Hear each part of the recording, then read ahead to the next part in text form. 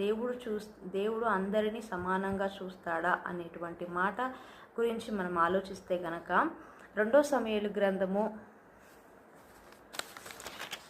24వ అధ్యాయము 10వ వచనం.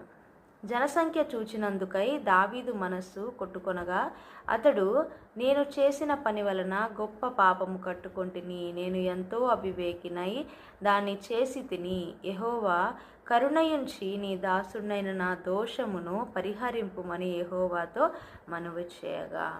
అప్పుడు దావీదు ఏం చేశాడు అని అంటే, అక్కడ ఉన్నటువంటి జనాభా ఎంతమంది అని జనసంఖ్య లెక్కిస్తూ వచ్చాడనమాట.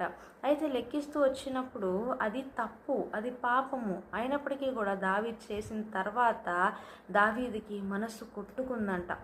అయ్యో, ఇంత తప్పు చేశానా, దేవుడు వద్దన్న పని చేశానా అనే మనస్సు కొట్టుకున్నప్పుడు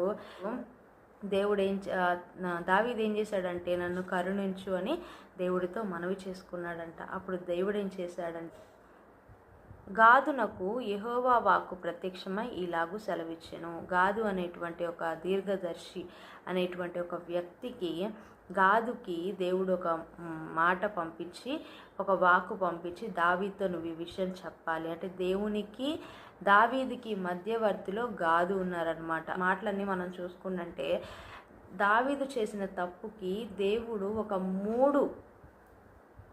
మూడు శిక్షలు ముందు పెడతాడు. ఈ మూడిట్లో ఏదైతే నీకు కావాలో అది అడుగు, అది నీ మీదకి వస్తుంది అని చెప్పి దేవుడు చెప్తాడనమాట. సో కాబట్టి దేవునికి ఒకళ్ళు తప్పు చేసినప్పుడు, అది దావీదైనా, పౌలైనా, అబ్రహాం అయినా, నేనైనా, మీరైనా, ఎవరైనా కానీ దేవుని విషయంలో, దేవుని యొక్క ఆలోచనలో, దేవుని యొక్క విధానంలో అందరూ కూడా సమానమే.